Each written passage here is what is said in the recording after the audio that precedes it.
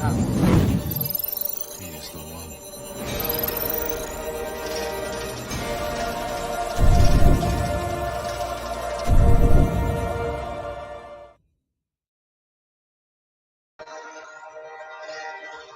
Good morning, good afternoon, good evening, wherever you are in the world. Welcome along. I'm not in the wilds of Suffolk today. I'm at my house and I'm doing an interview with my wonderful guest today. That is Vince Tagliavia, and I shall bring him in right now. Vince, welcome to the show. Thank you so much, Chris. Pleasure to be here. Thank you so much. So this is the first for me. This is my first live stream with a guest, and I hope you will bear with me. I have my special goggles on for those who joined me for the test live stream. I've got my special goggles for when I need to read the chat. I've added some little touches in here for us all today. But today, what we're going to be doing, this is what I wanted to do is bring Vince in. Vince has got his own YouTube channel, and I will put that up here now. He's got his own YouTube channel, and I wanted to invite Vince on. I love his content. I love what he's doing.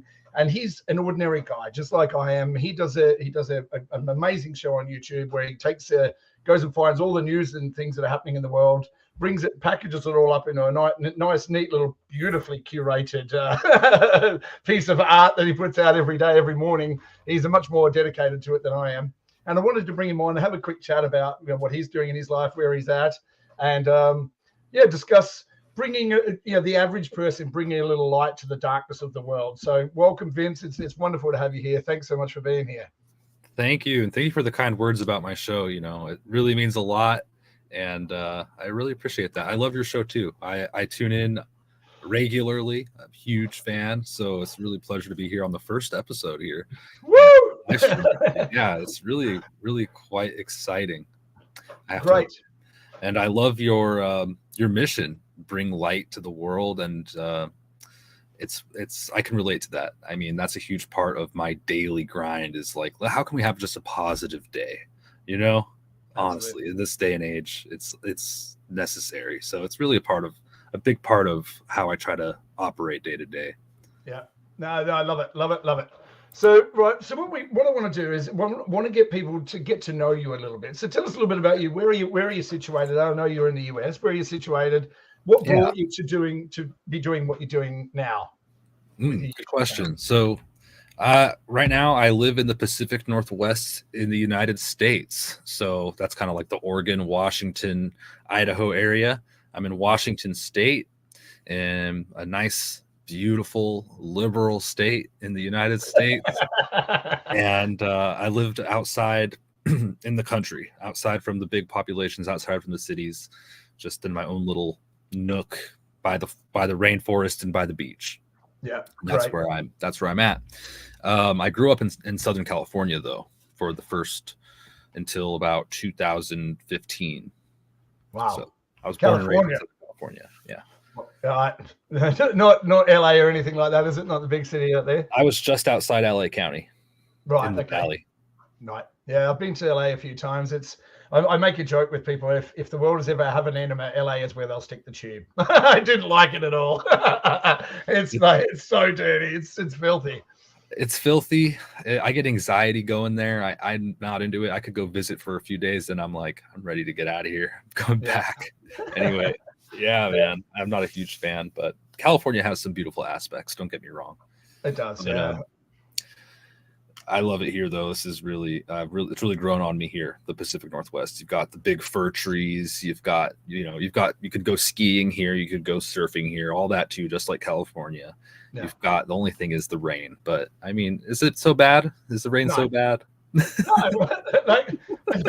that's a nice little segue into, well, before we go there, let me read out greet some of the people that have joined us here today. Oh, yes. I'll have to don the goggles. So excuse me if you haven't been here and seen me don these things. They are cool. So if you look, they've got these little holes in the lenses. There's no lens. It's literally just a black plastic with holes in it. And when you look through it, I mean, I should wear glasses. But glasses make your eyes lazy, and I don't want my eyes to get lazy. These make your eyes work. So when I put these on, believe it or not, I can read. It's amazing. Really? Yeah, it really is incredible. So, all right. So here we got Christine P. Welcome along. Oh, geez, some of these names I'm going to struggle with these, and I do apologize, everyone, for if I'm going to butcher your name. It's not deliberate, I promise you. Klaske Goodhart Lumeria, welcome. I really do apologize. Yeah, Matt positive Faber, energy. Look, there's Matt. Matt, he's on board. Welcome, Matt. And Christy Beck Blanton. Okay, we've tuned in and are casting in the big screen for my town peeps. Woo! Thank you so much, everyone, for joining us. I really can't thank you enough. So it's amazing to have you all here. So when we're talking about rain, for those who join me for any of my videos, everyone knows that I like to garden. I get out in the garden and when I can, I'm a chef by trade, obviously. I'm 35 years doing the same thing.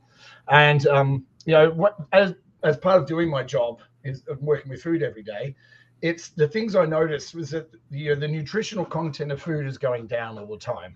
And I've been examining this, the poor soil, the water that we're using, everything's being poisoned, in the supermarkets, everything's being forced to grow quickly, lots of hormones in animal feed and plants being forced to grow quickly, but the food isn't being ripened on the vine. So of course, when you're picking something before it's, before it's optimal, you don't have the same nutritional content. So that's why I'm making these videos about growing my own food. Now you grow your own food as well, don't you? A little bit, yeah. I've just been getting into it the last couple of years. Right, great. And we're expanding this year. Nice. Yeah. So what are you going to be growing this year? Well, right now I've got some things that survive the winter, and I'm going to let them go to flower. So I've got some carrots. I've got onions. I have these really fantastic onions. I don't know if you've ever heard of them.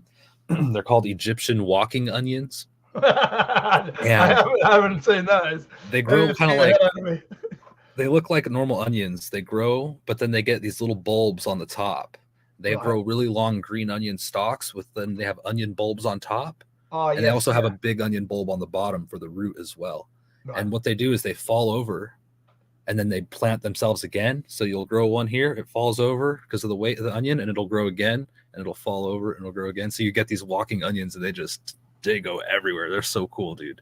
And they're like, they could grow all year here. So I've got those started. This 86-year-old woman gave me the starts for those last year, and they're doing great. I've got some other onions too. I've got 3 different types of onions, or 4, that I'm going to be planting again. And beans, green beans, lots of Swiss chard, lettuce, spinach, potatoes I'll do again. Carrots are some of my favorites. I love different lettuces and stuff. I'll do some jalapenos, cayenne pepper, bell peppers. Trying to think off the top of my head here. I've got cat grass for the cats. You're growing stuff that you're going to eat. Yeah, I'm definitely growing stuff I'm going to eat, or that my cat will eat. Yeah, I can do something with. Yeah, that's for sure. Yeah, just kind of the whole gamut. Everything that I can, I'm growing it, and I absolutely love it. It's very time consuming, and it's a lot of commitment, and every plant's different, so it's fun. It really is fun. And as I get older, I start liking that kind of stuff more and more. It's like birds too. It's like, why do I like birds more every single day that goes by? What's going on? Yeah. Well, your priorities change as you get older, don't they?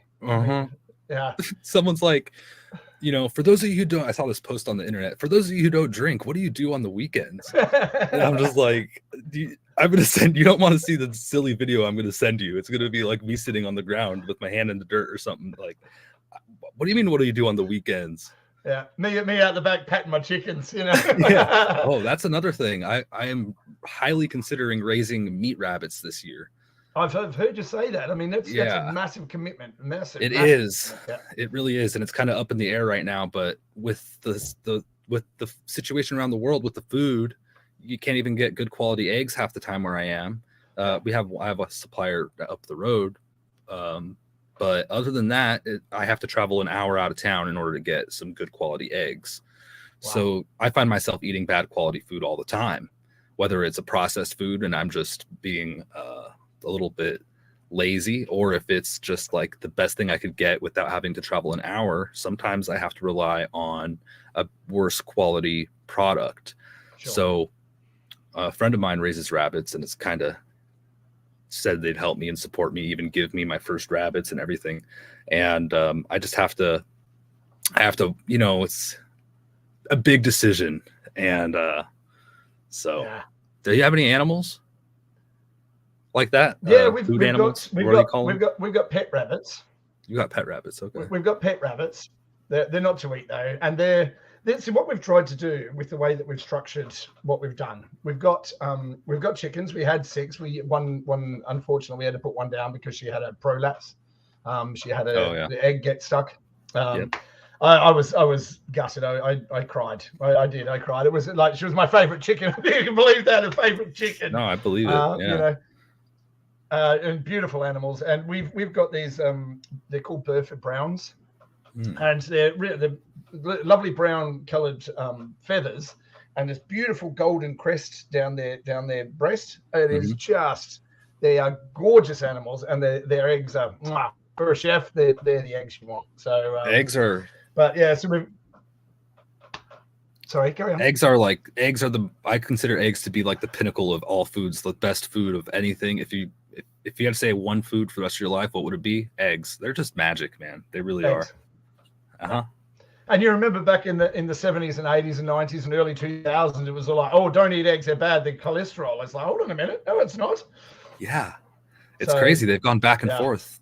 They probably will again tomorrow. Yeah. Man. Yeah, well, I remember when they said broccoli causes cancer. They're still saying that. I remember it well. Well, that's part of too. Like now they're saying certain vegetables have higher concentrates of the stuff they spray on them, right? So they say broccoli and there's different things, and I'm just like, I don't know. The information about health is one thing that I focus on a lot in my show and whatnot, because I care. I want to live a long, healthy, happy life, and I want my friends to as well, and my neighbors and the community, right? So that's why. But in my research, it's like you say, they say one thing and then they say another thing and they say another thing, and it's such a divided topic. Yeah, I think it's important that we talk about it because there's so many ideas floating around all at the same time, both supported by scientific data and facts at the same time too, contradicting. Trusting the science, eh? Yeah, right. What's the science? Which science? This science or this science? That's polar opposite of each other. Well, that's the issue that we face in this world. And I saw a great quote the other day, and it was, do you remember a time when they used to say that if people had access to more information, then the world would be in a better place? Now we've got access to unlimited information using these things, and is the world in a better place? It's not a lack of information. The problem is now we have, you can justify any position on the internet. You can, because if you want to back up that the things that you got stuck in you are good, you can go and find information that will say exactly that. If you want to find the exact opposite, you can find that. Yeah. So the average person, we're trying to juggle how best to feed our families, how best to look after ourselves, how to have a good long life. Where do you get the information from? What source? And this is when I started to set up my channel, I wanted to try and look at all the information that's on the internet. Look at videos. I'm in a broad spectrum of different information. I do cryptos, obviously. The real far out conspiracy stuff. The subject that no one wants to talk about, flat Earth, all this kind of craziness. I mean, if the crazier the better, I'll look at it. But when you start to see patterns through all of those different things that have nothing to do, there's no correlation between them, but you start to see a pattern of information emerge from all of them, it starts to make me question and say, hold on, what are we seeing here? And when I see crossovers with things that don't make any sense, then it starts to look more and more like a simulation every day. And I 100% believe that we are actually living in a simulation. This is who runs it or what runs it, who knows? But I honestly believe that we are living in a simulation of some kind. I mean, where do you stand on that? I think that it's possible. Yeah. And I'll say I don't know. I think it's possible, man. The world's a strange place. And I'll leave it at that. I mean, I think it's possible. Who or what controls it, how it works, no idea. Just a highly speculative idea that it is possible. And I don't even know how likely it is, but there is a likeliness that is the reality. And I'll just leave it at that. That's basically how far my mind gets into it. And it's just like, Well, that's Yeah. kind of a weird reality anyway. Like, who knows, right? Well, I like to throw. I like to sort of banter. I like to sort of knock these things around when I'm working or when I'm talking to people on the street. I'll talk to everybody. Yeah. I love talking to people. You know? Me too. Maybe to a fault at times. Yeah, my kids get so upset. We'll be standing at a bus stop or something, and I'll spark up a conversation. We'll miss 3 buses just because I'm starting a conversation with someone. It's so fun. Yeah. Nothing pleases me more than to banter and like pull somebody's leg or just start a conversation. It's so fun. Anyway, Yeah. What about you? I mean, were you going to say something further on the simulation? Yeah, but like the thing I love to put to people is, okay, so imagine, look around your room where you are right now. I mean, everything in your room where you are, everything in your house, okay? Mm-hmm. And everyone at home do this as well. Look around you at everything that surrounds you. It doesn't matter where you are. Mm-hmm. Look around. Next to me, I've got a cupboard here. I've got a light here. I've got a desk in front of me. I've got a computer in front of me, phone right here, you know, all sorts of things all around me. All of those things that surround us in our world all started as a thought in someone's mind. Yeah. So if a thought can influence physical reality, how real is it? Oh, if a thought could influence it, how real is it? I think it's still as real as real. Real is real, right? And that's it. What's the definition of real? That's the thing. And my wife and I sort of toss this one backwards and forwards all the time, because when I said nothing's real, she was like, "What are you talking about? It's not real. I can touch this desk here. Of course it's real." It's a constant source of consternation between us with the nature of reality, you know. So yeah. Very philosophical. And interesting. I don't think I have an answer to that. What is real? I guess it would be something that is something that you have evidence of existing in some way or another. But how is that evidence presented to you? I mean, if it's presented to you through your eyes, your eyes can be fooled. I mean, how many times have you seen an optical illusion where it looks like something, but it's not really that thing? Yeah. So your eyes can fool you. Your ears, we don't have a full range of spectrum of sounds. We've got a very narrow spectrum. Dogs can hear and other animals can hear sounds that we can't hear. And you know, under the water, there's a completely different thing again. You know, a lot of animals can see spectrums of light that we can't see. Yeah. So, you know, that's the thing I'm always looking at, you know, how do we define real? And with our senses, it can be fooled. Our touch sense can be fooled as well. All of our senses can be fooled. And our sixth sense, our intuition, is the one that should be guiding us. And where does your intuition come from? You know, and most of us have discounted intuition and gone with, okay, what facts are presented, rather than trusting what our heart and our intuition is telling us. Yeah, I think it's important to realize things do exist out of what is perceived to be real. Yeah, without a doubt. Yeah, Those absolutely. Things, and I don't even know what those things are. But I know that has to be the case, right? Of course, there's so much. Like you said, our visual spectrum is this much of this much to see. Yeah, so absolutely. I mean, if you go into it with, you know, this is kind of what I can sense, but also remember there's so much that could exist outside of that. Yeah. In a lot of ways, and probably maybe the biggest ways. Absolutely. Well, there's a whole spiritual realm that I did ayahuasca. I've talked about this a few times. I did ayahuasca a few years ago now, and wonderful people over in Holland, in the Netherlands. So the people from the Netherlands, welcome. A big percentage of my audience is over there. Love them to pieces. I love that country, awesome. and just I've had such a good time over there every time I've been. It's amazing, you know. I don't think I've heard your experience with that. So I when I left London, I've been living out here in the country now for about 6 years, and when I left London, I wasn't in a good way, like mentally or physically. I was drinking too much, and it was just working too much, 100 hours every week, and working all the time. And then after work, I'd party, and then work again and party again, and just, you know, it's constant abuse. Yeah, constant abuse of my body and my mind. And I wasn't in a good place mentally. So when we moved out here, I wasn't a nice person, you know. So I was not nice to the wife and the kids, and I was very judgmental of everything and everyone. You know, I'm still judgmental, don't get me wrong, and I'm still not nice sometimes. But it got to the point where my wife said, "I can't stand you anymore." But I mean, you have to take a step back even further than that. You know, my wife got sick a while ago when we were still in London, and I said to her, "You should go and do ayahuasca," because many years ago when I was a kid, I heard about ayahuasca back when I was doing lots of acid and all those kind of things when I was young, when I was 18 years old. And I'd heard about ayahuasca, and I thought back then it was just another psychedelic that, you know, was like the strongest psychedelic in the world. I wanted to have it, but then I came to realize what it actually was. It's not what everyone thinks it is. So I suggested to her when she was sick to go and do it, to sort of get her mind in the right place to help her heal. But she's not that kind of person.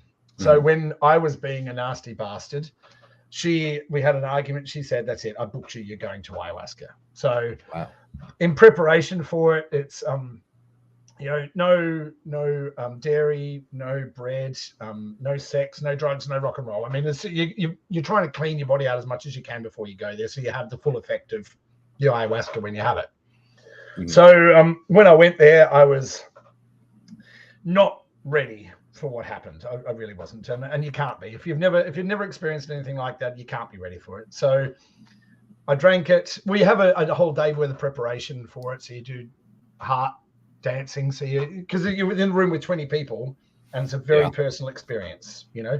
So in order to have that personal experience with a group of people, everyone has to be really comfortable with where they are with each other and get to know each other. And oh, sorry, 1 second, Vince, 1 second. I have to welcome the G-Man. This is the man I'm going to be interviewing very, very soon. Robert over at the Comic Book G-Spot. We spoke about him before we came on today. So welcome, Robert. Christy Beck. Hang on, I've got to put the goggles on again. I do apologize. All right, all good. Christy Beck Blanton, Josephia Therese. Everyone, welcome, welcome, welcome, and thank you so much for being here. But let's get back on subject. So I had the ayahuasca. It was the most intense, overwhelming experience I've ever had, and I saw things. Yeah, I've heard stories. So was it similar in line with like what other people say they see?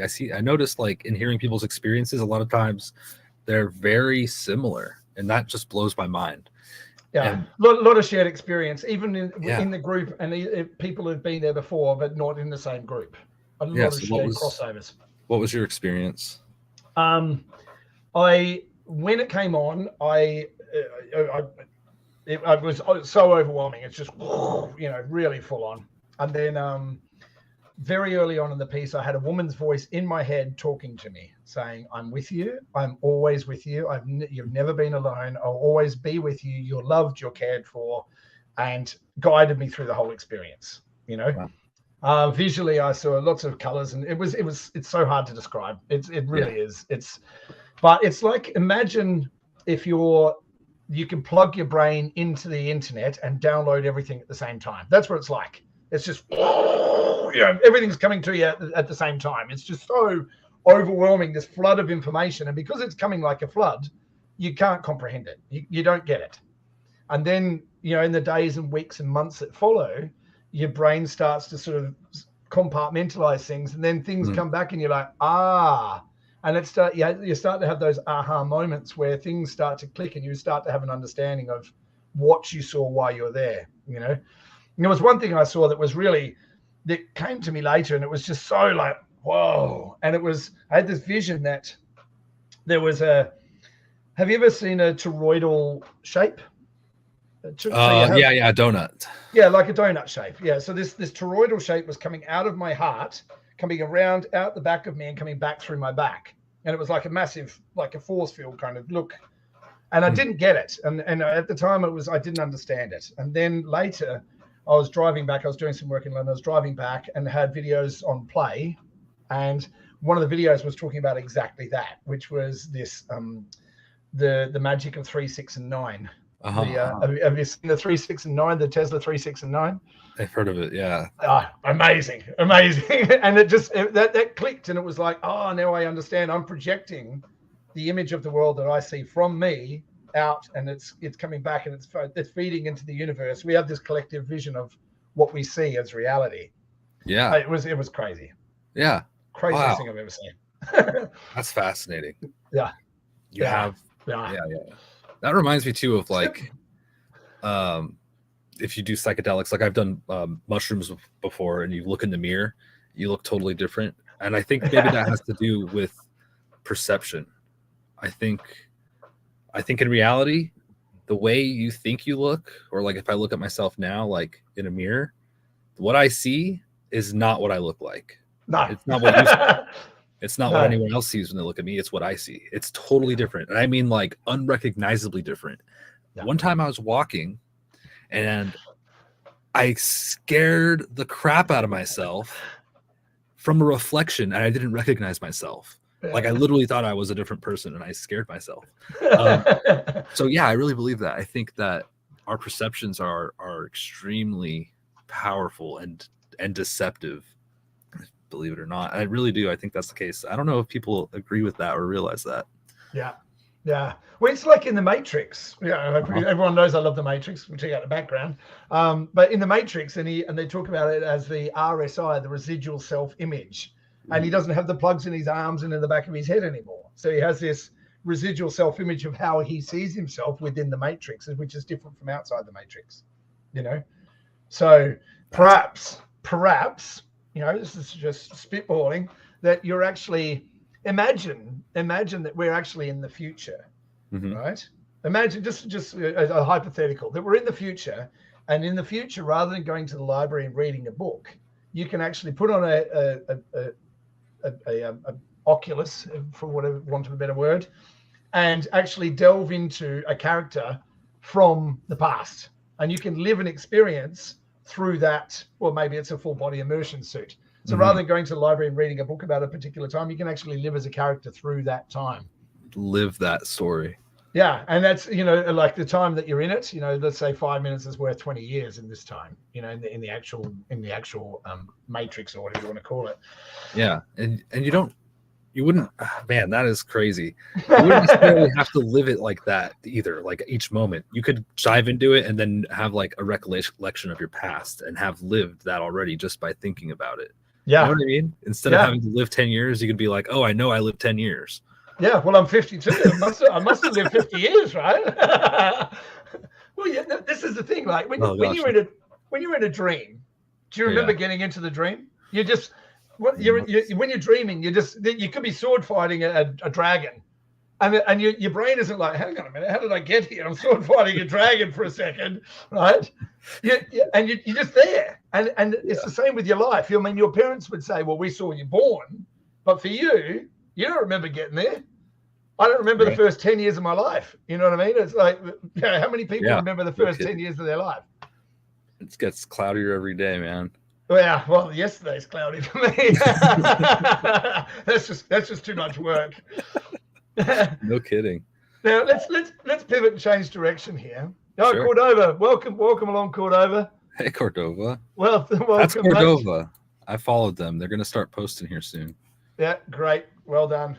I gave you a sub on your channel as well, Cordova. So welcome. Thanks for coming, mate. So let's pivot and take it in a different direction, right? So we've touched on the crazy. Let's go into sort of into reality for a second.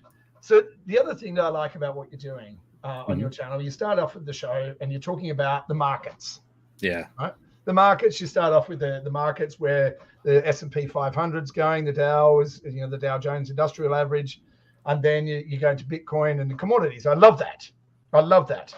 Now, I spend a lot of time looking at this kind of stuff as well because it's of huge interest to me, Me too. And we're all trying to do our best that we can to try and see the patterns of where things are going, to invest in it, to change our futures. I mean, the way the world is, I mean, it's mental. I mean, completely mental. No kidding. Yeah. From the outside looking in, I mean, we see America. I'm obviously in the UK, and from the outside looking in, America looks absolutely crazy, crazy. You've got a potato running the country. That's not to say the guy that's running our country is any better. I mean, Rishi Sunak. Oh my God, we didn't vote for the guy. I mean, the guy he's a WEF puppet. No, I'm pretty sure you know what I mean by that. Oh yeah, of course. As is the guy who's running against him, a guy called Sir Keir Starmer. And I think if we look at the people that have the Sir before their name, like Sir Jimmy Savile, the rampant paedophile that was working at the BBC for 30 years, he was also knighted by the Queen.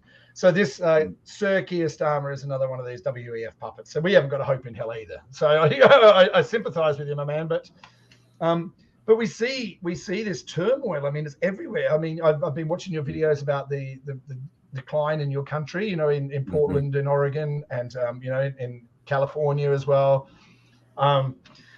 But yet we see these companies posting these massive profits, and their stock price is always going up, like Facebook and Google and Amazon. Their stock price is always going up, right? Yeah, and the narrative is always things are great. Yeah, things are great. You turn on CNBC or you turn on any of these kind of financial news channels, and they're all saying the same thing. Look at the markets. That means the economy's great. But we all know, I mean, if you've been shopping lately, you know how shit the economy is. And it's not just where you are, it's where everybody is, you know. I went out the other day and went to the shop. I got half a trolley of shopping for £100, £95. You know, it's ridiculous. Wow.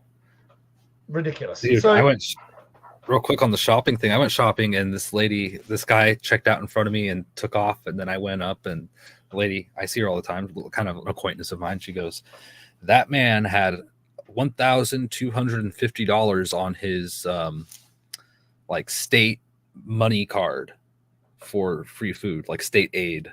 Right. Food card. What do they call it? Like whatever they call it. And I was like, wow, he could get like 10 bags of groceries with that. Pretty good. That's more like 2 bags, isn't it? But it just, you know, it brings a lot of things to mind. But anyway. Well, you know, and that's the thing is it's I think you've muted yourself. I did. Yeah, okay. I think that as the average person looks at this nonsense, and you know, and you bring it up all the time. And a lot of other channels. I watch a guy called Gregory Mannarino. If you don't know whether you've ever seen Gregory Mannarino. I love his show. Great show. And you know, Gerald Celente, you know, these kind of people, they're the finger on the button. They know exactly what's going on. And yes, the thing that I find amazing is the thing that's not talked about, and and it's this stuff here, right? So as we see, it's silver coins. For those of you who can't see, I mean, my picture quality is not wonderful, but the thing that's never mentioned, and it strikes me as very, very strange. It's the silver's all-time high price is $50, and that was back in the 80s. Now, can you name another product anywhere in the world that's less than what it was in the 80s? Not off the top of my head. Nothing. No. Nothing. Probably not. Nothing. So the issue is, how is it that we have, and this just happens to be an American one as well. I got that out just for you, Vince, just for you. I raided the collection today. I had to go into the safe. And I would try to one-up you, but one of the most recent pieces of silver I got is a King Charles $5 piece. I'm not proud. I'm not proud. Melt it down. Make bullets out of it for the werewolves that are coming for you. I'm considering it. I feel like I don't want such a cursed object in my home. I'm thinking of solutions. Anyway. Well, yeah, it might be worth something if he pops his cogs. What? He might be worth something if he pops his cogs. Oh, that's true, but I feel like it's a cursed item. I think it is as well. You know, I think it's a curse for the country, but you know, we're not going down that route. I'll probably have a kick my door in. You know. What? Yes, I meant every word. The price of silver is really interesting, though. I guess kind of you're saying it's worth less than it was in the 80s, kind of leading to like the undervaluation of it, or the, you know, it's kind of how is it there? How is it there? Yeah. And this is the thing I've noticed, and I was listening to, there's a guy called Keith Neumeyer, maybe I'm pronouncing his name wrong.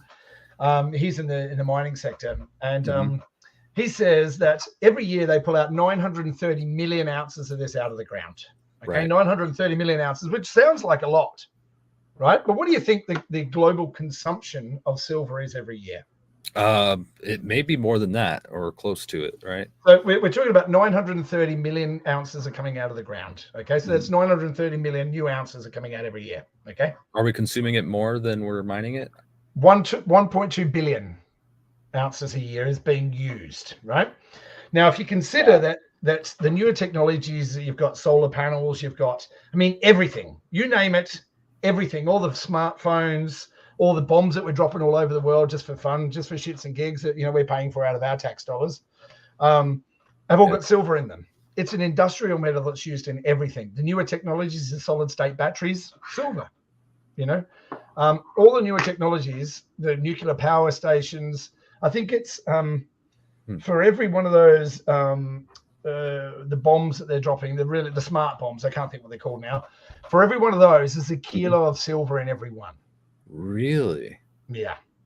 Okay. So it's an industrial metal. It's a monetary metal. We're using more of them than comes out of the ground every year, but yet the price is still down. So if, like, you know, I'm not a financial advisor. I'm just an average guy, and I maintain that all the time. I'm just an average guy, but I'm looking around and I'm looking at, and I'll do a comparative.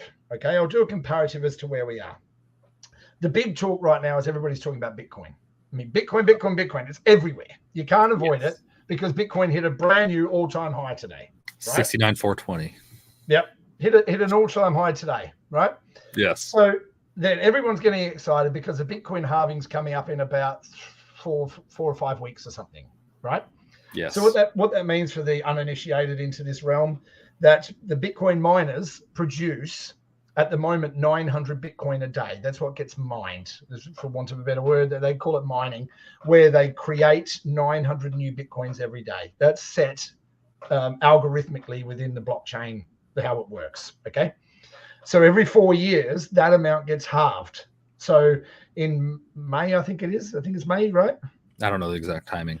It's in May sometime, I think, early May or mid-May, when that drops down to half. So 450 Bitcoin are going to be produced a day, and that's all.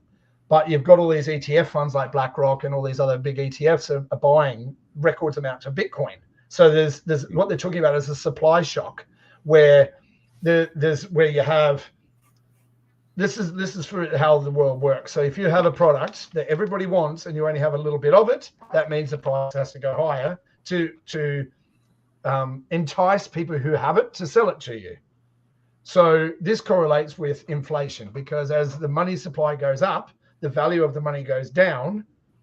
So you need more of those same dollars to produce one of those items or to purchase one of those items. And it's the same with what's happening now with Bitcoin or with silver. But this is the thing that everyone's talking about Bitcoin. Oh, the supply shock in Bitcoin, the supply shock in Bitcoin, because it's going to go halved and the price is going to go up to 300,000. But no one, and I mean no one, is talking about silver. No one is. And I'm wondering why that is. Why is that? And you know, you've heard me talk about this before. No one knows who invented Bitcoin. Right. That's been like really in the back of my head lately, because I look at Bitcoin every day, and I have the whole crypto sob story of I could have been a millionaire, that everybody has. I bought Bitcoin. I bought Bitcoin at 1,500, and then I bought Bitcoin at $3,500, and then the price went up, and I sold it all because then I was questioning it, going, "Hang on a minute, what do I own here?" And everyone talks about Bitcoin being the digital gold. Right. You know why they call it the digital gold? No. So because it doesn't have a use case. It doesn't have a use case? Okay. So it's useless? Is that what you're saying? Well, it's useful as a digital online payment, right? So it's the first of its kind, and it being the first of its kind, never in history has the first of any kind of thing been the best, right? Yeah. Nothing. It's always taking iterations, or people are like, wait until it gets ironed out and then get in later. But yeah, this is kind of an odd situation. It's like going and buying the new Samsung phone, before anyone's tested the folding one. And then the people who went and bought it, like, oh, I got the new folding phone, and now the phones don't work anymore. So you don't want to get the first iteration because it's never the best, right? Now, Bitcoin, no one knows who invented it. Well, there are some people who invented it, because on Wall Street they can't sell a product that they don't know everything about. So it strikes me as really strange that they're selling these ETFs for something that they don't. It could be communist China that made it. It could be Iran. It could be North Korea. Could be aliens. There could be aliens. Who knows? Don't know. It could be interdimensional being. Who knows? Yeah. No idea. But it is odd. How can you package up? Well, I mean, you go into the way the SEC is and how they've been operating over the past 6 years or 7 years. I mean, it's astounding. It is astounding that people aren't questioning it, you know? Yeah. Going back to the halving, what happened last time there was a halving? Because I vaguely remember, I don't remember what the price action was or what was happening in the world the last time Bitcoin halved. But was there a big reaction? Do you recall the last? Absolutely. I was there. That's when the record price got set. Okay, that's what I was thinking, and that was about that. Just got that was in 2021, I think. So basically, what happens is when you have the halving, for a period before and about 18 months after. 18 months after is when it normally kicks off. So it was 2020 was the last halving. So it was like 2022, I think, somewhere around there that the prices went straight up, and then it got to the all-time high, and then it dropped down again to 15,000. I remember the hype. I was trading at that time, around that time. I was trading options and a little bit of this. I did that just for a few months. Yeah. Before I started podcasting, I did that, and that's what really got me into it. I would wake up before the markets opened and be at it. Yeah. I was trading as well, and I was up quite a lot, and then just because I wasn't a seasoned trader, when the prices started dropping. I mean, if you've been in crypto, it's like a roller coaster. It's easy come, easy go. Yeah. Yeah. Well, you've got and the other thing as well, that have you noticed that the price, if you have a look at the charts, I wish I brought one up now. If you have a look at the charts of cryptos, they all mirror the same thing. So whatever Bitcoin does, all the other ones do. So if you see the Bitcoin goes up, all the other coins go up with it. And then when Bitcoin drops off, they all drop off as well. Yeah. Yep, you're seeing that? Absolutely. And that's correlated because Bitcoin trading pairs and all that kind of jazz. There's lots of crossovers between Bitcoin and all the other ones. So that's why there is a direct correlation to it. But it is, they're all controlled. And when you have when you see the price of Bitcoin, the other day the price of Bitcoin dropped by 8,000 in about 2 minutes. Yeah. That's not people like you and me. That's all high frequency trading. Right. So the bots kind of. Yeah. So as soon as the bots start to see a decline, or what they're looking for, then they all sell at the same time. Boom. So this is the issue that I have with this. Oh yeah, Bitcoin's decentralized and Ethereum's decentralized and nothing else is, right? This is the words that they say. That's the problem with that. It's all being centralized into Wall Street now. So then Wall Street controls the supply. So if at any time Wall Street wants to bring the price down, all they have to do is put in sell orders for 100,000 Bitcoin, boom, the price goes down. Whether they sell it or not is irrelevant. All it takes is a sell order. Huh. So, for instance, BlackRock developed a software program called Aladdin. Now, Aladdin reads the market. So when you go into your trading platform, whatever trading platform, I don't care what it is, where it is, wherever you are in the world, this program reads the platforms. So if you bought, let's just say the S&P 500 to go long on the S&P 500 because you think the price is going to go up, right? And there's a lot of people doing the same thing. Then the algorithm that's called Aladdin, that's developed by BlackRock, you can buy a subscription to it if you'd like, right? Yeah. So you can follow what BlackRock does if you've got enough money. How much is it? I don't know. It's in the hundreds of thousands. So it's not for the average pleb like you and me. So it's for the big players like JP Morgan and the buddies, all those boys that share their toys for money, of course, that they made up out of nothing. Mm-hmm. Just so we're on the same page. Well, I'm following you. Yes, have a look at this new money I just made up for you. It's brand new. It's still hot. But when you have the centralization of that coin, let's call it a currency for want of a better word. Okay. Then all they have to do is pull in a sell order, and that algorithm reads that and sees, and it can prelim the market. And because it's instantly trading, high frequency trades, it reads the market before you could react. Even if you're sitting there with your finger on the mouse, you couldn't react as fast as these computers do. So if you think that you're going to outthink it and you're going to trade your way to multi-millionairedom, you're wrong. You're wrong. It's not designed that way. Yeah. It's designed to work against you. The world is like the stock market is a giant casino, as are cryptos. I think there are, if you understand it, you can. Oh, absolutely. You can make more money than you lose.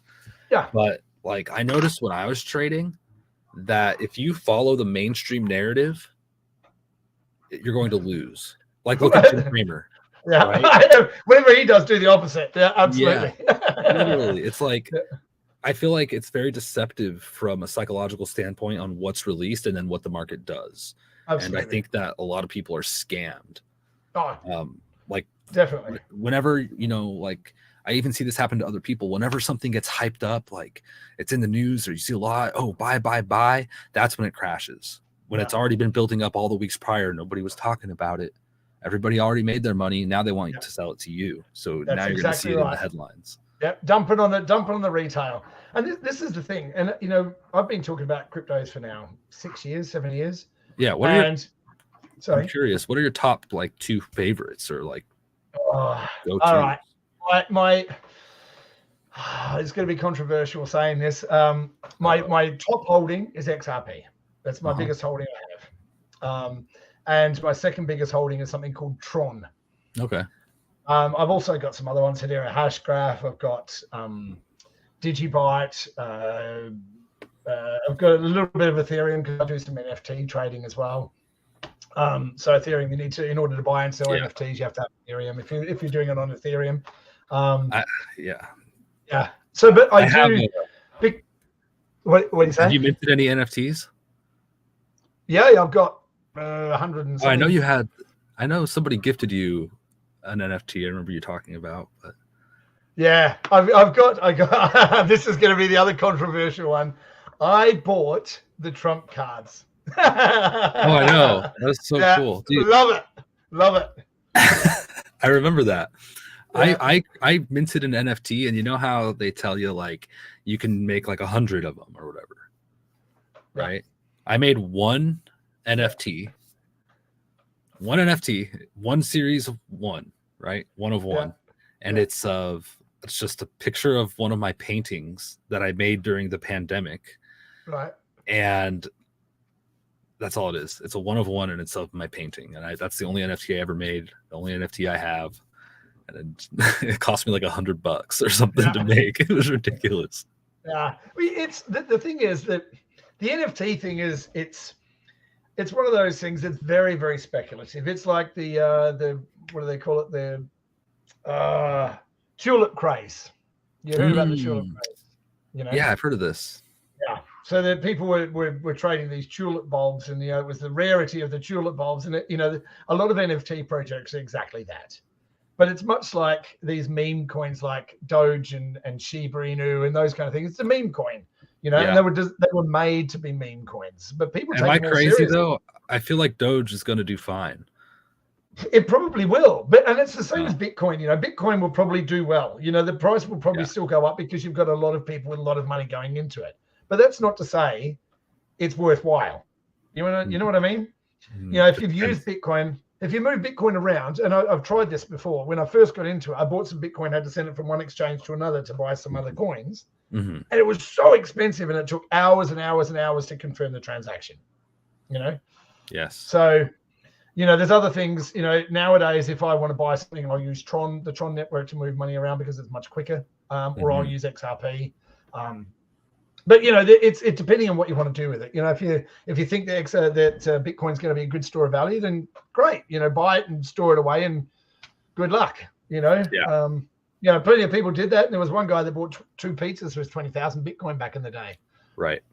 Does he wish he held on to it? Probably. He would have been a multi-billionaire. Yeah. So the concept of it being worthwhile is an interesting one to me. It depends how you define worthwhile. Yeah. Right. Or does that use case? Does it have a use case? So like in the Wolf of Wall Street, where the guy says, "Sell me this pen." Sell me this pen, and the guy goes, "Oh, it's a nice pen. You can write with it." And the guy's like, "Oh, give me that." And then he gives it to the other guy. He says, "Sell me the pen." He goes, "I'll give you $1 million if you sign this contract." And the guy's like, "I don't have a pen." He goes, "Yes." Yeah. So what's it worth? Valuable. Yeah. Well, it's when we're going through the period that we're going through, where we're constantly told. I noticed you brought up Janet Yellen talking about the cost of goods. Yeah. The CPI, the CPI as they call it. Yeah. The basket of goods has gone down in price. What basket? Well, the fact that they're always changing the basket, it's like, hang on a minute, let's go by my basket of shopping from last year to this year, and I think we're going to find that it's actually about 20% more. Their baskets are different than our baskets. You need to understand that, Vince.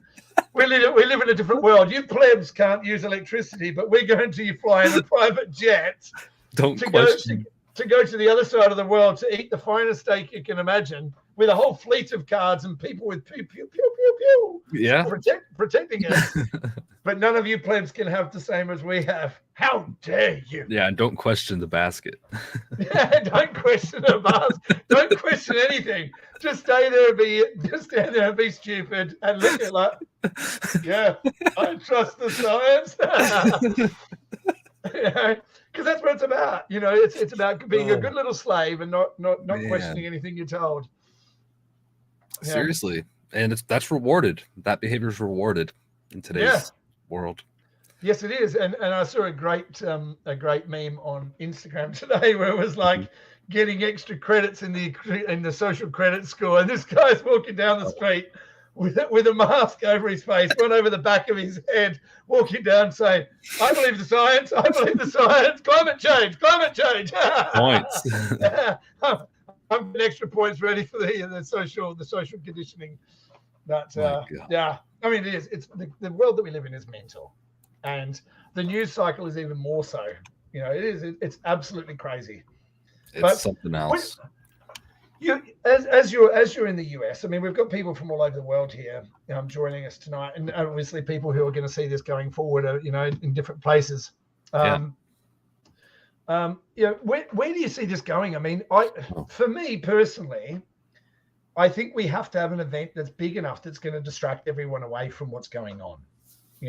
So for me, there has to be something big enough, like an alien invasion, for instance, or something like that. What's your thoughts on that? I think I don't think that it's decided. I don't think that it's written in stone. Right. First of all, right. I think that there's various pathways that could be taken, but I tend to believe that things aren't going to completely be destroyed. I think that it's possible. I don't think that it's going to be the worst case scenario of like SHTF. Right. As they say, right? Yeah. I don't think that's going to happen. Although that doesn't mean that it's not a possibility. The likeliness of it, I think, is maybe a little higher than it's ever been of a bad situation. Like seriously bad, like society collapses bad. Maybe I think it's still a small chance, but maybe a higher chance than it's ever been. But I think we're going to get by. I think humanity as a whole is going to get by. I think things are going to swing back eventually. I think we're still in a position of things are getting really bad and they're going to get worse. Yeah. At some point, it's going to come over the hill and we'll come back down to reality. That's really what I believe. That's what I strive for. And that's why I get up every day and I, am friendly with my neighbors and I plant my garden and I do everything I do, because if that's not the case, it's like it's going to happen. It's going to be manifested if we don't believe that, right? Absolutely. So I like to believe that things will be okay. And it brings me back to what you were talking about with the currency and, the price of silver could go through the roof. No one's talking about that. It's so undervalued, especially in comparison to the price of gold and how much that's increased. The disparity between the two is more than ever. Anyway. Yeah, and while you're just there, yeah. Do you know how many ounces of silver do you think come out of the ground for every ounce of gold? Oh, I don't know. 7. 7 ounces of silver per 1 ounce of gold. Mm-hmm. So if that were reflective in the value, silver would be worth like hundreds of dollars. Exactly. Yeah. So this is the thing. This is the way I try and approach it. I mean, I'm much like you. I honestly believe that we're going to have some kind of event, but I think that event is going to shift the perception of how people see the world and trust in governments and these corporations that run the governments is going to evaporate. And people are actually it's going to be the Wizard of Oz moment where Toto pulls back the curtain and we all see the man behind the curtain and go, oh, aha. Oh, that's what I think is coming. I think we're heading to one of those moments. I think people are starting to see the corruption, the fraud, the blatant hypocrisy. You know, I mean, look at Nancy So everybody's Pelosi. going to be forced to face reality. Yeah, but I think people are going to come. There's going to have the come to Jesus moment where they're going to be, oh, those crazy conspiracy theorists might have been onto something, you know. And I look, the more this ramps up and the more pain that people are under, you know, back when all this started off, and you know, I said to people back when they first started the lockdowns, I said, this is the worst thing you could possibly do to an economy, because when you're taking healthy people out of the economy and stopping them from working, you know, the thing that makes an economy work is the velocity of money. You know what I mean? The velocity of money is how many times money changes hands. So I do the work, I get paid. Then I take that money that I've been paid, I go to the hairdresser and go and have my hair cut. Then the guy who cuts my hair goes to the shop and he buys some food. And then the shop, they pay the people who work in the shop. You know, and the money's constantly moving from person to person. Yeah, if everyone holds onto their money, it's probably not a good situation. It stops, and that's called a liquidity crisis, and many people have talked about it. So I think that we're coming to a moment where we're going to have that liquidity crisis, because people have these tangible assets like their homes, or businesses have, you know, corporations have massive businesses, but they're not very liquid. They're not cash heavy. They're very asset rich and cash poor, which means that when you get to a point where there's not enough liquidity in the market, so if the Fed or the local central bank where you are stops printing money and injecting into the economy, because that's the only way that the stock markets can keep on going up, really, is it's more liquidity being injected into the system to keep it from crashing. So we're all going to come to that moment where it's, and I said this many years ago, that we eventually everybody's going to feel this. And everyone laughed and said, oh, you're an idiot, too bad if you lost your job, ha ha, we're fine here. Yeah. And now everybody's feeling the pinch and going, I can barely pay my mortgage. You know, I can barely pay my mortgage. I mean, I'm struggling to put food on the table, you know, trying to raise a family and all the other things that come into contact. You know, the kids have got to have braces and all this kind of everything. Yes. You know, all these things that we come into contact with in our daily lives are all getting harder for everybody. And I think we're going to have that moment where this whole charade of the world that we know that's being projected for us through the screens, where they're saying, oh, the economy's just fine, you know, from the cave wall in Plato's cave, to the average person just going, something's not right here. You know, and everyone's getting there slowly. Yeah. And it doesn't need to be everybody. I think it just needs to be a sizable portion of people. That'll be enough. Well, I think it's the 80-20 rule. You've heard of the 80-20 rule. So in a workplace, for instance, you have 20% of the people do 80% of the work. Okay. Yeah. I've heard of this concept. You wear 20% of your clothing 80% of the time. You know, it's the 80-20 rule. So I think if we're heading towards that, the 80-20 rule. So if we have 80% of the population, you're going to have those people that will never, ever, ever, ever accept any of this. Never. Right. They won't. They can't. Yeah. And they will never listen to people like you and me because we're just average guys. So what do I know? What do you know? You're not an epidemiologist. You're not a doctorologist. You're not a financial advisor. You didn't go, Chris. You didn't even finish high school. Yeah. Okay? Just go back and you know how many times I've gotten that a lot of times. Love it. But that's the thing and this is why I want to talk to the average person, you know, and it's not putting you down, because I'm happy to be average, dude. Yeah, I don't think I'm better or worse than anybody else in this world, and I'm happy to be that. But that's it. It is the average person. We're all striving to do something in our lives and make ourselves better and raise our children and have those relationships and leave something behind in the world. The best part of ourselves we want to leave behind. Which is why I'm doing what I'm doing, and it's why you're doing what you're doing, and it's why people tune into these kind of things, because they're trying to do the same thing, and they're trying to raise their kids, and they're trying to raise their families, and leave something behind in the world as well. Everybody. I want to. Yeah. Are we stopping on the hour? I want to finish with something that reminds me of. Absolutely, please. Are we going to continue going for a little while? Well, I mean, I'm easy. It's up to you. Okay. So we could go a bit longer. Yeah, we could go. We could keep going if you'd like. But so it reminds me of this, like, because I like having fun. I like being happy. Okay. Yeah, of course. I don't like arguing with people. I don't like hurting people's feelings. I don't like my feelings to be hurt either. Of course. So one thing I think about a lot is kind of in lieu with what you were just saying of like, we're just trying to live our lives. We're just trying to feed our families. We're trying to get by, you know, we're trying to do this and that. It's like, what?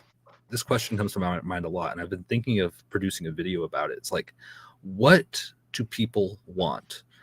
What do people want? And all people on the right, people on the left, people in the middle, rich people, poor people, you know, black people, white people, illegal aliens or not, you know, whoever, everybody, what do people want? Yeah. And it's exactly what you're saying. They want to live their lives. They want a hot meal. They want to sit with their families. They want to have a good time. They want to have freedom. Yeah. So it's like, I'm like, the hippie part of me is like, everybody come together, unite for this freedom, you know, but it's real. That's what everybody wants. It's very simple. And the fact that we all fight over silly semantics just bothers me. That's the issue. And before we go any further, let's welcome everybody in as well. All the people here, you know, Christy Beck. Look at that, I can read still. Wesley Curry the second, is it? Or Wesley Curry 11? Welcome, Wesley. Great to have you here. Like, thank you all, one and all, for being here. It blows my mind that so many people join into these kind of things. It really is. It's cool as hell. You know, some guy in the backwoods of nowhere talking to someone else out in the country. It's across the world. I mean, I find it amazing. And this technology allows us to bring the world together, which is what we're trying to do with this kind of stuff. You know, the other thing is as well, and I keep on saying this to people, is the problem, the way that the media and politics and everything has us is fighting against the things that make us different, right? So it's men against women, it's black against white, it's gay against straight, it's trans against everybody, apparently. You know, so and you know, it's everyone's so focused on what makes us different, they're not talking about the things that make us the same, that we all want. Like you say, we all want to have a good life. We want to be able to travel. We want to be able to raise our families and do all these wonderful things. But, you know, there's so many things that are in our way that are constantly making us bicker with each other, you know, and that carries over into our home lives and how our families are. And, you know, it's everywhere. Oh, yeah. Families are destroyed over politics. Can you believe that? Yeah. It's crazy. It's the visions from the Matrix are shown directly in your minds. Absolutely. Ooh. Well, Wesley, I'll tell you, I did a video about this a long time ago, and it's because when I was younger, I went to the university library and borrowed a bunch of books about philosophy and read a bunch of Descartes. You know, and a bunch of different philosophers from different time periods. Love it. And there's, you know, I think it was Plato's allegory of the cave. You know, and I did a whole video about this, but the idea and the concept behind Plato's allegory of the cave was that if you have some people that were kept prisoner in a cave their entire lives from the moment they're born, and they're chained to the ground, and all they can see is the wall that's in front of them, and behind them there's a fire. And as people walk between the fire and the backs of these people, their shadow is projected onto the wall, and that shadow becomes the people's reality. So that cave wall is now the reality of those people that are living in it. Now, if one of those people were to escape and go outside and see what was really going on, and then went back to the other people and said, "No, this is real. It's not real. You're looking at a projection. It's not real. Come and see," then they would reject it and go, "What are you talking about?" Because it's the only reality they've ever known, which is brought up in the Matrix when he says, we don't usually wake people up after a certain period because the mind can't handle it, right? Yeah. So it's very much the Matrix is playing into the Plato's allegory of the cave. Now, the modern day Plato's allegory of the cave is right here, because our reality is being projected onto a screen, onto the screen that you're watching now, onto a phone or on a computer, televisions. It's the Black Mirror. This is the new allegory of the cave right here. So what I would suggest to everybody is have conversations with people, get out and start talking to people, because you're going to find, you know, the craziest stuff that I talk about, and it is, some of the stuff I talk about is mental, you know, but when I go out and I'm talking to people about it, people are open to this. you know, and people are open to having discussions with you and about, you know, about everything, you know. And people, if I start talking about, you know, God or the Bible, or, you know, people don't like the word God, and I get it. I understand, because a lot of religions ruins the word God for us, you know. Yeah, and I think it's deliberate as well, I think. Because this is really going to blow your mind. Okay. Yeah. So how about we try this on for a go, right? So you know the story of Adam and Eve in the Garden of Eden. Yeah. Okay, we all know that story. The Adam and Eve. Eve was tempted by the serpent, and she did the one thing that she was asked not to do, which was to bite the apple, right? And it was from the tree of knowledge. She wasn't allowed to take the fruit from the tree of knowledge. Okay. Yep. So the tree of the tree of life, or the depiction of this tree of life in the images, is the acacia tree, right? Now the acacia tree, the bark of the acacia tree is very rich in DMT, which is the basis of ayahuasca. Gosh. Right. So I did not know that. Right. So imagine like a hypothetical situation. This is just spitballing, that we've been told through these religious organizations that not to partake in something that will open your mind to a possibility that there is. And I think that there's so many things around us that prove the existence of a creative force, a creative energy, whatever word you want to put on it, God, or whatever you want to say. And I know people don't like the word God because of their connotations to it, but there's a higher purpose and a higher creative energy that's created this where we are. Right. You know? Yeah. However we're going to approach that, you know, and that's the hardest conversations I have with people, because as soon as you bring that conversation up, people are, oh, you're one of those. Right. You know? And it's not just God, which I think is a very important question to have, but it's also a very personal thing too, because my idea of God's different than yours, and don't judge me. And people get very sensitive, but it's an important conversation to have. Just like finance is an important thing to talk about. And maybe not even, I'm not saying it's on the same level, but I'm saying that health is an important thing to talk about. Politics is an important thing to talk about. And people just can't bring themselves to it. Oh no, I don't talk about religion. Oh no, I don't talk about that. I don't talk about politics. It's like, why? We need to talk about this. We all need to talk about this. But yeah, so Adam and Eve. So do you think like Eve went through an experience of like an awakening from this apple? Well, I saw a great meme where it said, the problem wasn't that she bit the apple, it was the mushrooms, and when the snake started to talk to us, where the problem started. Maybe, man. Well, you know, look at Apple's logo. Look at Apple's, you know, it's with a bite out of it. So it's harking back to the Adam and Eve story. Yeah. The forbidden fruit. There's something weird about the design of the Apple logo too, mathematically speaking, right? I think I'd have to look at it. I saw something, I can't recall. Yeah, there's a lot of crazy conspiracies out there, right? Conspiracies that in 6 months will be the truth. Right, it's just unapproved truths at this point. Yeah, well, maybe not even 6 months, maybe 2 weeks, maybe tomorrow. What is what do they call that? What is that time frame right now for when conspiracy becomes truth? Oh, it's been a half an hour now. It started out as like 4 years, and it's gradually. You know, and this is the other thing. It's like I've been pondering this, and this is way out in the fringe. Okay, so bear with me on this. I'll hang on. The Operation Warp Speed. Yes. Right. I don't think it had anything to do with those things that got stuck in people. Right. This like I say, this is a bit crazy. I was thinking about this today, actually, so I'm curious. Have you noticed how short days are now? No, I don't think so. Like time goes so much faster. Oh, I know that. Yeah. That's what I mean. That's what happens though as people get older. But time is going so quickly. It really is. It is. This year is almost 20% over. Yeah, exactly.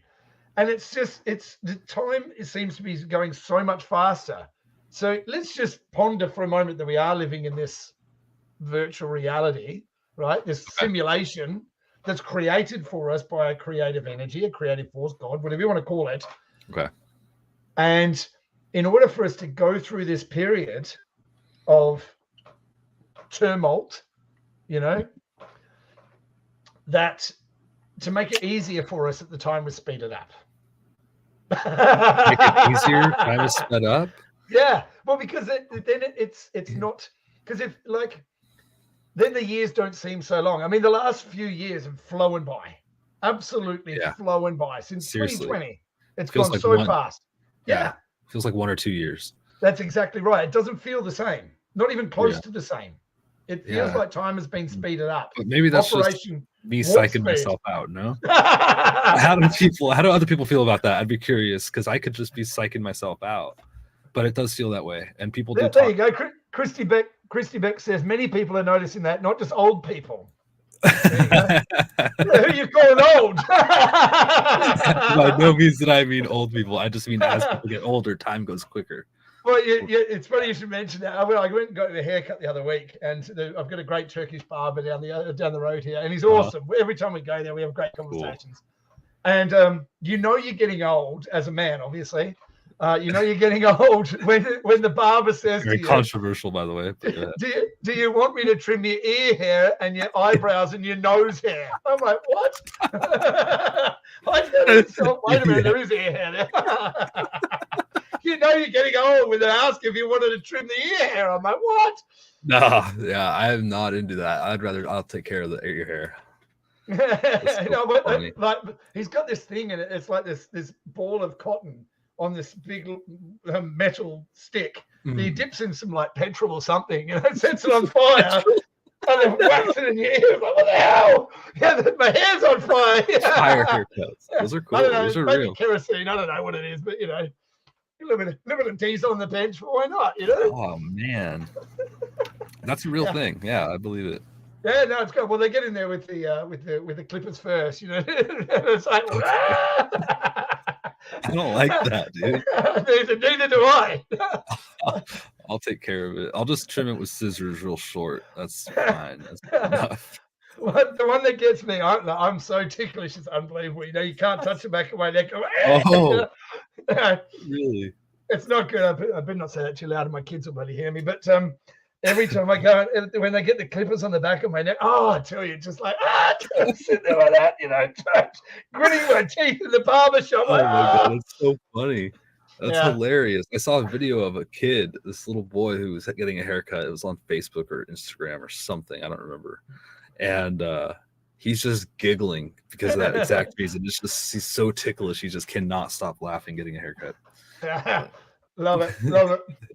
Well, look, I've kept you for an hour and a bit, and I know you've got another show to do, and you did a show this morning. So, Vince, join me, everybody. Join me in thanking Vince. I mean, look, he's here we go. So, thank you, Vince, for coming. Thanks for coming in and talking to us today. It really is a pleasure to have you here, and it's great to see you again. We did a show a few years ago now together. Yeah, I can't believe it. What happened? I thought, yeah, you're right. Time is going fast. It is. It is. This hour's been like 10 minutes. What are you doing? Seriously, dude. No kidding. We'll have to do it again, and you're welcome to come onto my channel anytime to say hello and just continue the conversation. Yeah, that's great. It's been wonderful having you here. I really appreciate it. And for everyone who's looking, Rise and Grind with Vince is on YouTube as well. There's the channel. I'll post that down here in the comments section. There we go. That's Vince over on YouTube. Go and have a watch of him. He does a show every day, or nearly every day, every morning, Rise and Grind, just to get the day started. And I can't thank you enough for being here. Everybody, thanks for Vince for being here. And thank you all for being here and joining us for this first live stream interview. It humbles me every time I do one of these kind of things that people tune in to listen to what I have to say, and wonderful guests like Vince. So thanks very much, one and all. And like I say every episode, go out into the world and do good and be good. And you can change the world with the way that you think, the way that you act, the way that you speak, the way that you interact with the world, and what you share with the world. So do that. We can make the world a better place. But most of all, do good, look after yourself, and look after each other. And I look forward to seeing you real soon. Take care. Ciao for now. Thanks, everyone. Bye.